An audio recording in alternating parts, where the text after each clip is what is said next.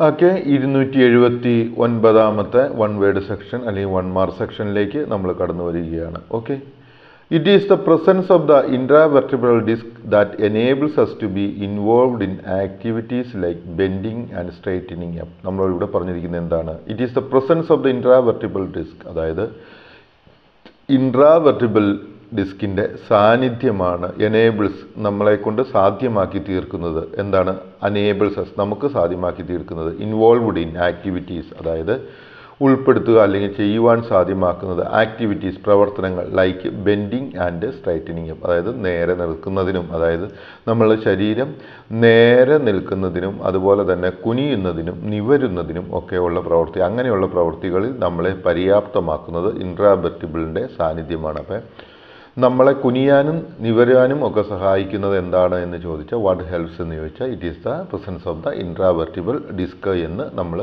എഴുതേണ്ടതാണ്. ഇനി 280 ചോദ്യം. Intervertebral disc also distribute the body weight equally throughout the vertebral column. രണ്ടാമതായിട്ട് intervertebral disk ചെയ്യുന്ന ഒരു പണി എന്താണെന്ന് ചോദിച്ചാൽ, നമ്മളുടെ ശരീരത്തിൻ്റെ ആ ഭാരമുണ്ടല്ലോ അത് തുല്യമായിട്ട് എന്താണ് ചെയ്യുന്നത്? നട്ടലിലുടനീളം തുല്യമായിട്ട് നമ്മളുടെ ഭാരത്തെ വിതരണം ചെയ്തുകൊണ്ടിരിക്കുന്നതും ഇൻട്രാവെർട്ടിബിൾ ഡിസ്ക്കാണ്. ഈ ഡിസ്കുകളാണ് എന്ത് ചെയ്തുകൊണ്ടിരിക്കുന്നത്? നമ്മളുടെ നട്ടലിൻ്റെ ഭാരത്തെ തുല്യമായിട്ട് എല്ലാ ഭാഗത്തേക്കും ചെയ്തുകൊണ്ടിരിക്കുന്നത്. ഇനി 281 ചോദ്യം. The wearing of the vertebrate sudden shock and continuous strain on the vertebral column can cause the bulging out of gel-like part inside the intervertebral disc. This condition is called disc prolapse. അപ്പോൾ ഇവിടെ ചോദിച്ചിരിക്കുന്നത് എന്താണ്? Disk prolapse അല്ലെങ്കിൽ disc തെറ്റൽ എന്നാൽ എന്താണ്? Disk തെറ്റൽ എന്ന് വെച്ച് കഴിഞ്ഞാൽ അല്ലെങ്കിൽ ഡിസ്ക് പ്രോലാപ്സ് എന്നാൽ എന്ത് എന്നൊരു ചോദ്യം വന്ന്, the wearing of the vertebrate, അതായത് ഈ വെർട്ടിബ്രേറ്റിനുണ്ടാകുന്ന നട്ടലിനുണ്ടാകുന്ന തേയ്മാനം, സഡൻ ഷോക്ക് പെട്ടെന്നുണ്ടാകുന്ന ക്ഷതങ്ങൾ, അല്ലെങ്കിൽ കണ്ടിന്യൂസ് സ്ട്രെയിൻ തുടർച്ചയായിട്ടുണ്ടാകുന്ന സ്ട്രെയിനുകൾ. Okay, on the vertebral column, vertebral കോളത്തിന് ഏതൊക്കെ ഉണ്ടാവുകയാണ്? സഡൻ ഷോക്ക് ഉണ്ടാവുകയോ കണ്ടിന്യൂസ് സ്ട്രെയിൻ ഉണ്ടാവുകയോ വെയറിംഗ് ഔട്ട്, അത് തേയ്മാനം ഉണ്ടാവുകയോ ഒക്കെ ചെയ്താൽ എന്ത് പറ്റുന്നു? Can cause the bulging out of the gel like part inside the intravertebral disc. അത് എന്ത് ചെയ്യാൻ പറ്റും? ഈ അതിനകത്തുള്ള ആ ജെല്ലൈക്ക് പാർട്ട് നമ്മൾ ഓൾറെഡി പഠിച്ചിട്ടുണ്ട്. എന്താണെന്ന് പ്രീവിയസ് വീഡിയോയിൽ നോക്കിക്കഴിഞ്ഞാൽ നിങ്ങൾക്ക് കാണുവാനായിട്ട് സാധിക്കും. എന്താണ് അതിനകത്തുള്ള ആ ജെല്ലൈക്ക് പാർട്ടെന്ന്? ആ part inside the intravertebral disc, okay, അവ എന്ത് ചെയ്യുന്നു? ബൾജിങ് ഔട്ട്, പുറത്തേക്ക് തള്ളി വരും. അങ്ങനെ പുറത്തേക്ക് തള്ളി വരുന്നതിനെയാണ് എന്ത് പറയുന്നത്? ഡിസ്ക് പ്രൊപ്പോസൽ അല്ലെങ്കിൽ ഡിസ്ക് തെറ്റൽ എന്ന് പറയുന്നത്. ഓക്കെ, അപ്പോൾ ഡിസ്ക് പ്രോലാപ്സ് അല്ലെങ്കിൽ ഡിസ്ക് തെറ്റൽ എന്താണെന്ന് നിങ്ങൾക്ക് മനസ്സിലായെന്ന് തോന്നുന്നു. ഇനി 282 ചോദ്യം ആയിട്ട് തന്നിരിക്കുന്നത്. The symptoms of disc prolapse are numbness and pain in the body parts, severe back pain, weakening of the legs and loss of sensation. അതായത് what are the symptoms of disc prolapse, അതായത് disc തെറ്റലിൻ്റെ സിംറ്റങ്ങൾ അല്ലെങ്കിൽ ലക്ഷണങ്ങൾ എന്താണെന്ന്. They are numbness, അതായത് നമുക്കൊരു മരവിപ്പ് വരുന്നു. Pain in the body parts, ശരീരഭാഗങ്ങൾ മുഴുവൻ വേദന എടുക്കും. സിവിയർ ബാക്ക് പെയിൻ, അതായത് ഭയങ്കരമായ പുറം വേദന എടുക്കുന്നു. വീക്കനിങ് ഓഫ് ലെഗ്സ്, അതായത് നമ്മളുടെ കാലുകളുടെ ശക്തി ക്ഷയിക്കുന്നു. ആൻഡ് ലൂസ് ഓഫ് സെൻസേഷൻ, അതായത് സംവേദന അല്ലെങ്കിൽ സ്പർശന ശക്തി നഷ്ടപ്പെടുന്നു. ഇവയെല്ലാമാണ് ഡിസ്ക് പ്രോലാപ്സിൻ്റെ ലക്ഷണങ്ങളായിട്ട് നമ്മൾ മനസ്സിലാക്കേണ്ടത്. ഇനി 283 ചോദ്യം. ഓക്കെ, ഫസ്റ്റ് എയ്ഡ് മെഷേഴ്സ് എന്നുള്ള ആ ഭാഗത്തു നിന്നുള്ള വൺ വേർഡ് ചോദ്യങ്ങളായിട്ട് വരുവാൻ സാധ്യതയുള്ളവയാണ്. Okay, slings are often used when we have a broken അല്ലെങ്കിൽ fractured or dislocated arm, elbow, collar bone or shoulder. അപ്പം ഇവിടെ ചോദ്യം ഇങ്ങനെ ചോദിക്കാം, when shall we use slings, അതായത് സ്ലിങ്സ് എപ്പോഴാണ് നമ്മൾ ഉപയോഗിക്കുന്നത്? അത് നമുക്ക് ഇത് ജസ്റ്റ് ഓർഡിനറി കേസാണ്. അപ്പോൾ നമുക്ക് ആയിട്ട് ചോദിക്കാവുന്നതാണ്. അതായത് എന്താണ് ബ്രോക്കൺ, അതായത് വി ഹാവ് ബ്രോക്കൺ അല്ലെങ്കിൽ ഫ്രാക്ചേർഡ് ഓർ ഡിസ്ലൊക്കേറ്റഡ് ആം, എപ്പോഴെങ്കിലും നമ്മളുടെ കാലുകളുടെ ഡിസ്ലൊക്കേഷൻ കാലുകൾക്കോ കൈകൾക്കോ ഏതെങ്കിലും ഭാഗത്ത് ഡിസ്ലൊക്കേഷൻ സംഭവിക്കുകയോ ഒടിവ് പറ്റുകയോ ചെയ്തിട്ടുണ്ടെങ്കിൽ, പൊട്ടൽ പറ്റുകയോ ചെയ്തിട്ടുണ്ടെങ്കിൽ എന്ത് ചെയ്യാനായിട്ട് സാധിക്കും? നമുക്ക് സ്ലിങ്സ് ഉപയോഗിക്കുവാനായിട്ട് സാധിക്കും. ഇനി 284 ചോദ്യം. Splints hold bones and joints in place so they can heal after a fracture or broken bone, injury or surgery. ഇവിടെ എന്താണ് പറഞ്ഞിരിക്കുന്നത്? സ്പ്ലിൻസ്. അപ്പം നിങ്ങൾ ആ ചിത്രത്തിലേക്ക് ഒന്ന് നോക്കിക്കഴിഞ്ഞ് കഴിഞ്ഞാൽ നിങ്ങൾക്ക് കാണുവാനായിട്ട് സാധിക്കും ആ കാലിൻ്റെ ഭാഗത്ത് അടിമുതൽ മോള് വരെ ഇട്ട് കെട്ടിവെച്ചിരിക്കുന്നത്. അപ്പോൾ അതെന്താണ് ചെയ്യുന്നത്? What is the function of splints? Splints hold the bones and joints in place. അതായത് ഈ സ്പ്ലിൻസ് എന്ത് ചെയ്യുന്നു? നമ്മളുടെ ബോണുകളെയും ജോയിൻറ്റുകളെയും അതിൻ്റെ സ്ഥാനത്ത് തന്നെ ഉറപ്പിച്ച് നിർത്തി എന്ത് ചെയ്യുന്നു? They can heal after a fracture. അതായത് ഒരു ഒടിവോ ചതവോ ഉണ്ടായിട്ടുണ്ടെങ്കിൽ, ഇഞ്ചുറി ഉണ്ടായിട്ടുണ്ടെങ്കിൽ, അല്ലെങ്കിൽ ഒരു ഓപ്പറേഷൻ ഉണ്ടായിട്ടുണ്ടെങ്കിൽ അതിനുശേഷം ഈ ജോയിൻറ്റിനെ അല്ലെങ്കിൽ ബോണുകളെ അതിൻ്റെ സ്ഥാനത്ത് നിർത്തി ആ മുറിവിനെ മാറ്റിയെടുക്കുന്നു എന്നുള്ളതാണ്. ഇനി 285-ാമത്തെ ചോദ്യം. 285-ാമത്തെ ചോദ്യം ഇതാണ്. A bandage is used in combination with dressing where a wound is present. അതായത് ബാൻഡേജ് എവിടെയാണ് ഉപയോഗിക്കുന്നത്? അത് ബാൻഡേജ് യൂസ്ഡ് എവിടെയാണ്? ഒരു വൂണ്ട് ഉണ്ടാകുന്ന സ്ഥലത്താണ്. ബാൻഡേജിനോടൊപ്പം തന്നെ ആ വൂണ്ട് ഒന്ന് ഡ്രസ്സ് ചെയ്ത് ക്ലീൻ ചെയ്തതിന് ശേഷമാണ് ഉപയോഗിക്കുന്നത് എന്നാണ് പറഞ്ഞിരിക്കുന്നത്. ഇനി 286-ാമത്തെ ചോദ്യത്തിലേക്ക് നമ്മൾ കടന്നു വരികയാണ്.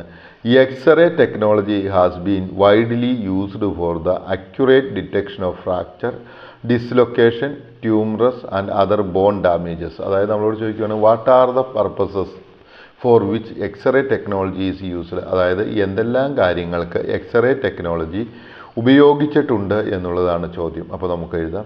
ഫ്രാക്ചർ പൊട്ടലുണ്ടായിരുന്നെങ്കിൽ, ഡിസ്ലൊക്കേഷൻ സ്ഥാനവ്യതിയാനം ഉണ്ടായിട്ടുണ്ടെങ്കിൽ, ട്യൂമറസ് മുഴകളുണ്ടെങ്കിൽ, അതുപോലെ തന്നെ അതർ ബോൺ ഡാമേജ് വേറെ ഏതെങ്കിലും രീതിയിൽ നമ്മളുടെ ബോണിന് ഡാമേജ് സംഭവിച്ചിട്ടുണ്ടോ എന്ന് തിരിച്ചറിയുവാനായിട്ട് നമുക്ക് എക്സ്റേ ടെക്നോളജി ഉപയോഗിക്കാവുന്നതാണ്.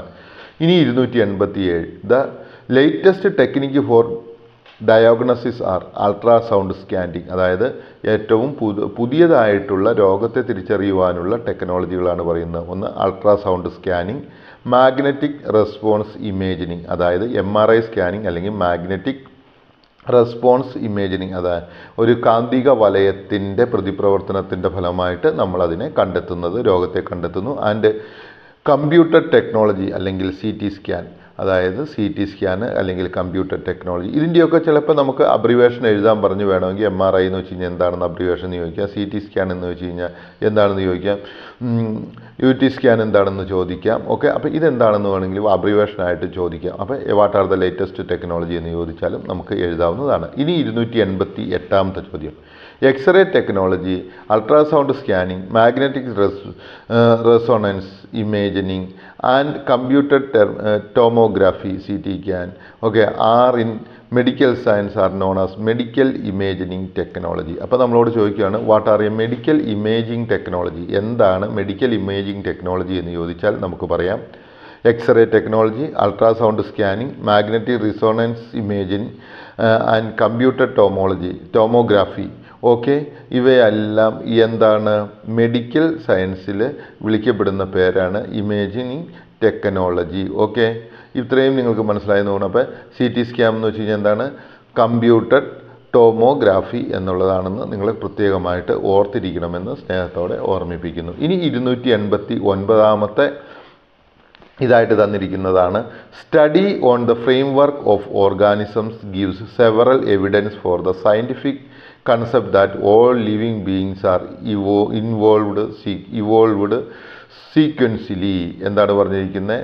ഓരോ ജീവജാലങ്ങളുടെയും ആ സ്ട്രക്ചറൽ ഫ്രെയിം വർക്ക് ഉണ്ടല്ലോ, ആ ഫ്രെയിം വർക്കിനെ കുറിച്ചുള്ള പഠനം നമുക്ക് ഒരു കാര്യം മനസ്സിലാക്കി തരുന്നു. ഗീവ്സ് ദ സെവറൽ എവിഡൻസ്, അത് വ്യത്യസ്ത തരത്തിലുള്ള തെളിവുകളും നൽകുന്നു. Four the scientific concept that in all living beings have evolved എന്ന് വെച്ച് കഴിഞ്ഞാൽ എന്താണ്? രൂപപ്പെട്ടു വരിക, പരിണമിച്ചു വരിക. സീക്വൻഷ്യലി എന്ന് വെച്ച് കഴിഞ്ഞാൽ എന്താണ്?